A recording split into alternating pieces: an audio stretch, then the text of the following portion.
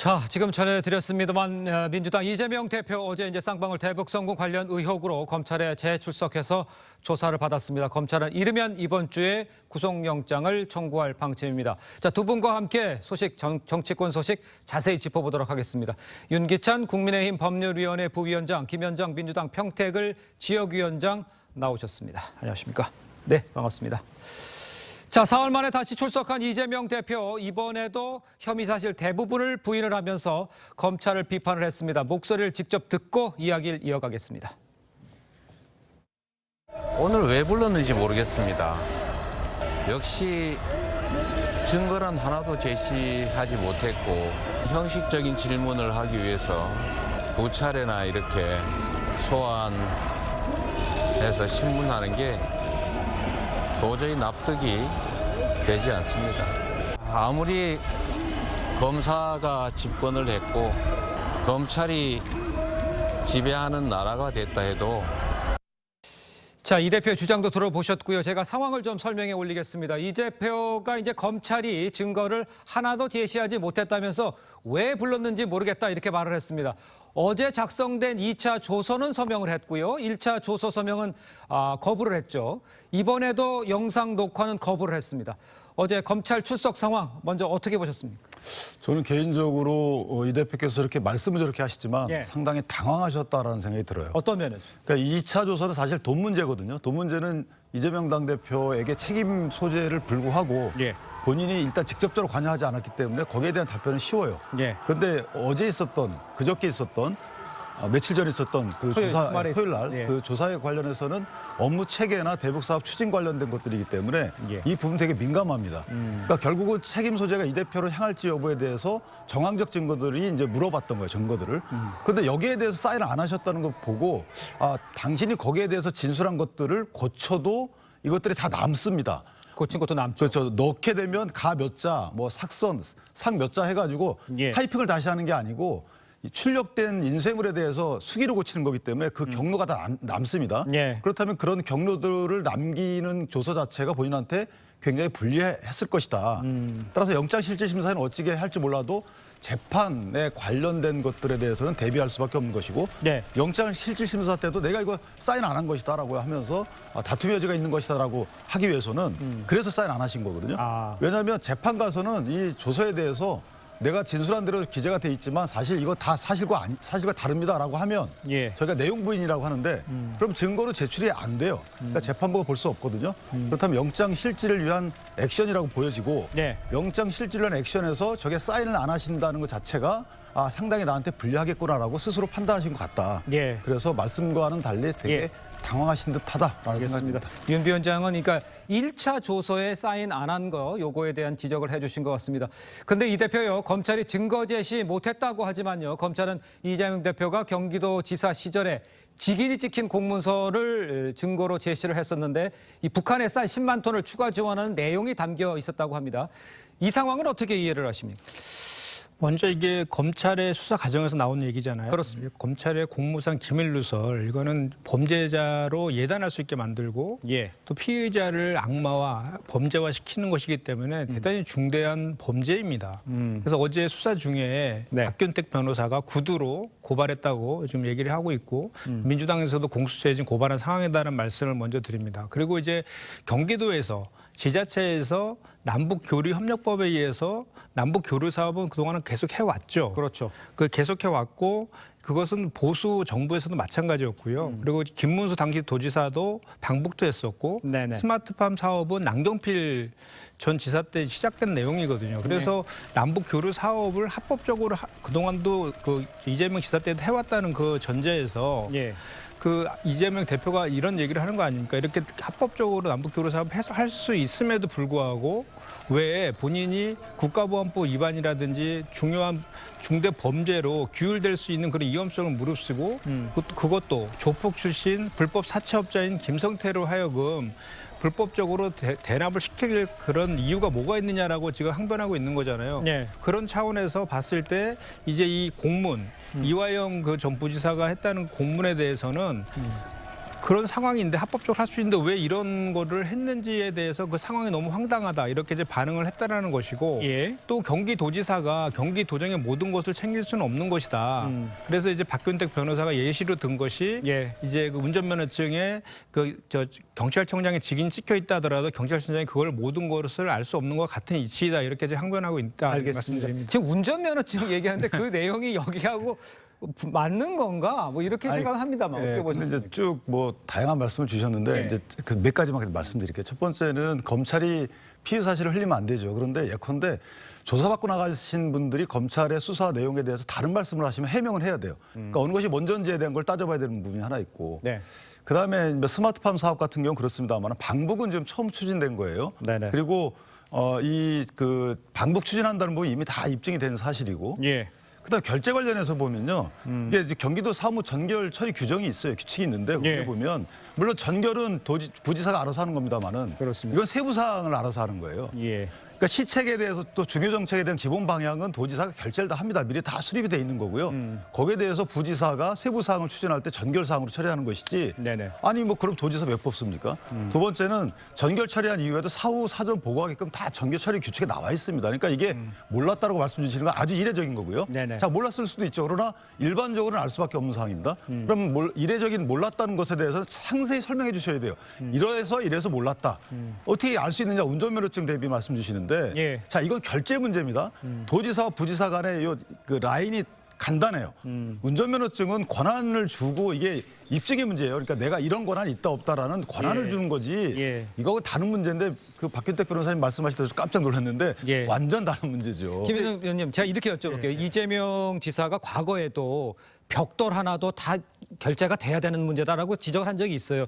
그런데 이렇게 100만 달러 가는 것에 대해서 직인도 찍혀 있는데 알아서 한 것이다. 이렇게 이해하기 쉽지는 않아 보이는데요. 일단 어제 박균택 변호사의 그 말에 의하면은 이임사무였다는 것이고요. 업무 자체가. 그리고 지금 이 대북 송금 관련해서 우리가 놓치면 안 될 것이 뭐냐면 예. 대북 그 이 송금과 관련된 이 의혹에 대해서는 핵심은 뭐냐면 예. 800만 불을 스마트팜 사업과 방법을 위해서 불법적으로 대납시켰다라는 것이고 그것을 이재명 당시 경기도지사가 알고 있었느냐가 핵심인 것입니다. 그렇죠.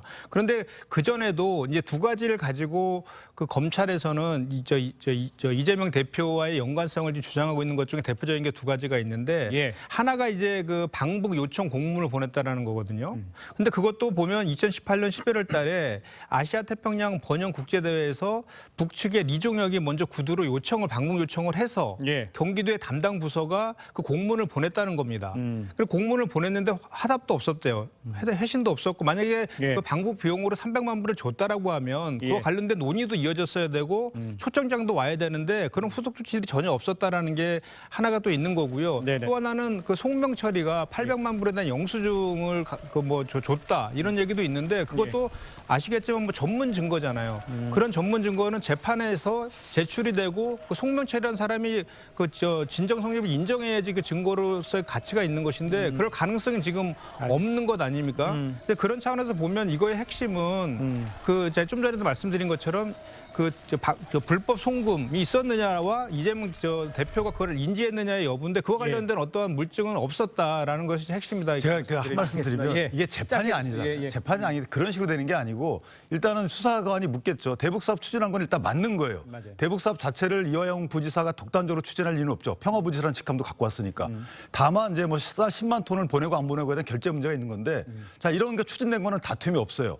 두 번째는 그럼 800만 불에 대한 문제죠. 이 800만 불에 대한 문제는 자세하게 묻지 않습니다. 왜냐하면 이거는 정황들로 따져가는 거기 때문에 예. 이재명 대표께 묻겠죠. 이거 알고 계셨습니까? 몰랐다고 답변하겠죠. 그러면 이제 이런 일이 있었는데 이런 일로 미뤄볼 때 이거 알고 계신 거 아닙니까? 이런 식으로 묻는 거지. 예. 판단 영역이 아니에요. 전문 증거 이런 문제는 나중에 재판에서 다룰 문제고. 예, 알겠습니다. 일단 그러면 위원장님 일단 그 검찰은 일단 구속영장은 청구한다고 봐야 되겠죠. 어떻게 보십니까? 이게 이제 그 영장 청구 기준이라는 게 있기 때문에 아마 예. 영장 청구 기준에는 부합을 할 거예요. 그래서 영장을 청구하는 것이 맞을 텐데 아마 고심은 좀 있겠죠. 왜냐하면 건강 상태가 있기 때문에. 그러니까요. 다만 네. 영장을 청구할지 여부는 빨리 결정할 겁니다.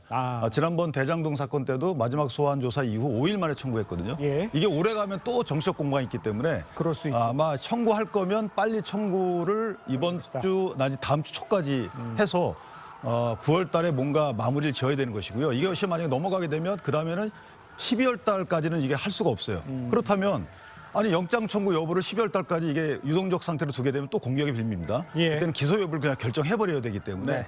저는 이번 주 말 다음 주 초에 영장 청구 여부가 결정될 것이다 이렇게 생각합니다. 알겠습니다.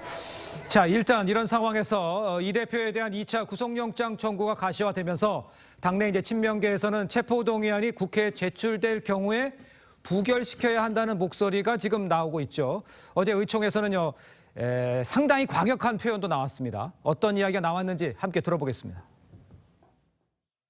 의원님들께 간곡한 부탁의 말씀 올립니다. 이재명 당대표를 저들의 소굴로 내보낼 수 없습니다. 절대로 이재명을 저들의 아가리에 내줄 수 없다라는 그런 결론을 안고 무겁게 이 자리에 섰습니다. 만약에 올라오면 네. 당근 부결이죠. 민주당 분열 공작이죠. 여기에 넘어가면 안 되는 거죠. 그래서 저는 당연히 부결시켜야 된다. 뭘 모르시는 분들은 이재명 대표에게 가결을 선포해달라. 가결해달라고. 그건 택도 없는 소리죠. 제가 제 입으로 박범계 장관의 한 단어는 언급하지 않겠습니다만 이 정청래 의원 또 박범계 의원 발언 부결 공개적으로 호소하는 듯하면서 단어도 아주 강렬했습니다. 단식이 시작하면서 당내 이제 부결 목소리 커지는 분위기인데 이게 지금 당내 분위기는 지금 어떻습니까? 지금 상황에서. 일단은 이게 그 이재명 대표께서 그 정부의 무능과 그 폭력 그 정치 국정 운영에 맞서가지고 지금 단식 투쟁을 한 4일차가 되었어요. 그 과정 속에서 뭐 정부 여당이 이 문제와 관련된 어떠한 그 천막에 찾아와가지고 뭐 논의를 한다거나 이런 거는 전혀 없었고 네네. 대통령실은 그냥 그 무관심하고 모른 채 하고 있고 여당 오히려 조롱하고 폄하하고 막 이러고 있는 그런 상황 아닙니까? 예. 이런 것들에 대해서 국민들과 당내에 비판적 그 여론이 상당히 높은 것은 분명한 사실이고요. 네. 그리고 윤석열 검찰에서 이거 2년 가까이 수사했음에도 불구하고 지속적으로 그 사건이 아닌 사람을 쫓아가면서 김성태 전 회장, 공박한 피고인의 위치에 있는 김성태 전 회장이라든지 이화영 전 부지사의 바뀐 진술에 의존해갖고 이거를 계속해서 이재명 대표 엮으려고 하는 그러니까 수사관이 정치를 하고 있다라고 민주당 내에서 그런 비판적 여론이 상당히 높아져 있는 그런 상황이라서 이제 이 체포동의안이 만약에 그 국회로 오게 된다라면 이와 관련해서 어제 의총에서도 그런 논의를 이제 한 것으로 알고 있는데요. 이게 이재명 대표 같은 경우는 불체포 특권을 내려놨다고 이미 선언을 했지만 헌법상의 권리이기 때문에 이걸 포기할 수는 없고 무기명 투표로 절차는 진행해야 되지 않겠습니까? 그렇겠죠. 그런데 이제 당내 그 많은 이제 의견들이 이것은 정당한 영장 청구에 안에서 불체포 특권을 포기하자. 이것이 이제 그 전에 의총에서 결정된 내용이어서 지금 당내의 의견은 제가 좀 전에 말씀드린 것처럼 검찰이 지금 수사가 아닌 정치를 하고 있다. 이런 그 생각들이 많이 있기 때문에 아마도 이 체포동의안이 국회로 넘어오게 되면 부결시켜야 된다는 목소리도 상당히 이제 높아진 것도 그 당내 분위기랑 맞는 것 같습니다. 예, 근데 이제 일부 이제 민주당 의원 얘기는 그 단식을 통해서 내가 목소리를 낼 수 있을 만한 상황이 안 되어버린 거다 이런 이야기도 하고 있거든요. 어때 당당히 나가서 뭐 구속되는 게 아니잖아요. 심사를 받는 거잖아요. 근데 이거에 대해서는 어떻게 당내에서 또 좀 밖에서 볼 때는 어떻게 보십니까? 그러니까 아까 전 법무장관까지 하셨던 그 모 의원께서 검찰의 소굴 이런 표현을 속된 표현 쓰셨는데 이거 법원이 영장실질을 통해서 결정하는 거기 때문에 그렇게 당당하시면 그리고 부당한 영장 청구면 법원에서 기각이 되겠죠. 그러면 부당한지 여부를 입증하기 위해서라도 법원의 영장실질 심사 절차를 거치게 해야죠. 그럼 부결시키면 안 되는 겁니다. 그리고 이전에 혁신위에서 이거 불체포 특권 포기하자라는 안을 갖다 약간 비틀어서 어쨌든 의원총회에서 다 인정을 했던 부분이에요. 이재명 당대표도 인정을 했던 부분이죠. 그럼 단식의 목적이 뭔지가 단식한 이후에 뭐가 변하는지를 보면 알 수 있습니다. 단식을 한 이후에 변하는 게 만약에 불체포 특권 포기해서 이것을 다시 행사하는 걸로 바뀐다 그러면 단식의 목적은 본인의 방탄 단식이 되는 거예요. 그러니까 이재명 대표에게 본인의 말을 뒤집고 이 방탄 단식이라는 오명을 씌우기 위해서는 그럼 부결시키십시오. 가결시킨다 그러면 원래 얘기한 그대로 다 진행되는 거고요. 다만 이낙연 전 대표가 단식 자리에 가서 위로를 건네고 박병석 전 의원이죠. 이분들이 몇 분이 가서 의뢰한 것들을 보면 저는 이것은 인간적인 입장에서의 어떤 호소고 아마 불체포 특권에 대한 승인 여부에 대한 이 국회 표결에는 양심적으로 할 분들이 꽤 있지 않을까 예. 이런 생각을 합니다. 저도 한마디로 네네네. 맞을게요. 그러니까 저희가 민주당에서 지속적으로 비판해온 내용이 윤석열 검찰이 수사가 아닌 정치를 하고 있다는 비판이지 않습니까? 예. 그리고 우리 헌법은 지금 공판 중심주의를 채택하고 있고 불구속 기소가 원칙이에요. 네네. 근데 이렇게 그 민주당의 분열을 노린 체포동의안, 체포영장 쇼를 할 것이다라는 비판에 대해서 예. 거기서 자유로워질 수 있잖아요. 증거가 차고 넘치면은 바로 불구속 기소해서 재판에서 다투면 되는 거거든요. 그리고 제가 한 가지 덧붙이면은 예. 지금 현재 우리 구속영장을 신청하면 그 발부율이 그 83% 이상으로 높아요. 그리고 네네네. 단 하루 만에 결정을 하는 거라서 그 방대한 그 검찰이 갖고 있는 수사 자료에 대해서 그 피의자가 방어할 수 있는 그 기제가 상당히 그 축소되어 있는 게 영장 실질 심사인 것이 현실이지 않습니까? 그렇기 예. 때문에 그 재판정에서 풍부하게 그 시간을 가지고 서로 공방을 하면서 다투는 것이 그 헌법상의 원칙으로 규정되어 있는 것 취지 아니겠습니까? 예, 알겠습니다. 일단 이제 방법적인 면에서 이제 양쪽의 차이가 있긴 합니다만 가장 걱정되는 것은 이제 이재명 대표가 단식을 한 지 오늘로 14일째에 들어갑니다. 민주당이 이제 어제 의총에서 이재명 대표의 단식 중단을 건의하는 의견이 또 모아졌죠. 정부 또 여당이 나서서 일단 단식은 중단하도록 해야 한다. 이런 이야기 나오고 있는데 그런 가능성 여당에서라든가 이렇게 찾아가서 할 수 있는 가능성은 지금 없는 상황입니다. 자연인이 찾아가서 인간적으로 하는 것들이 사실은 또 맞을 수도 있는데요. 자연인이 찾아가서. 네, 자연인 신분에서. 당대표라든가 어떤 직위를 갖고 가는 것은 이게 말이 안 됩니다. 왜냐하면 아. 당대표께서 지금 그 명분으로 내세운 부분이 다 잘못했다라고 인정하라는 거죠. 민주주의도 예. 훼손했다. 민생도 파탄에 이르기를 했다. 네. 일본에 대해서 이거 다시 반대해라. 그다음에 그 국정 방향을 다 쇄신해라. 예. 이거는 있을 수 없는 일이죠. 이걸 다 인정하는 순간에 정치적으로 그러면 이 대표의 입지는 높아지는 거고 예. 우리 국내심 입장에서 보면 다 잘못한 걸 인정하는 꼴이라서 이것은 직위를 갖고 있는 분들이 가서 그런 말씀 드릴 수는 없는 상황입니다. 알겠습니다. 자, 두 분 말씀은 여기까지 듣겠습니다. 고맙습니다. 감사합니다.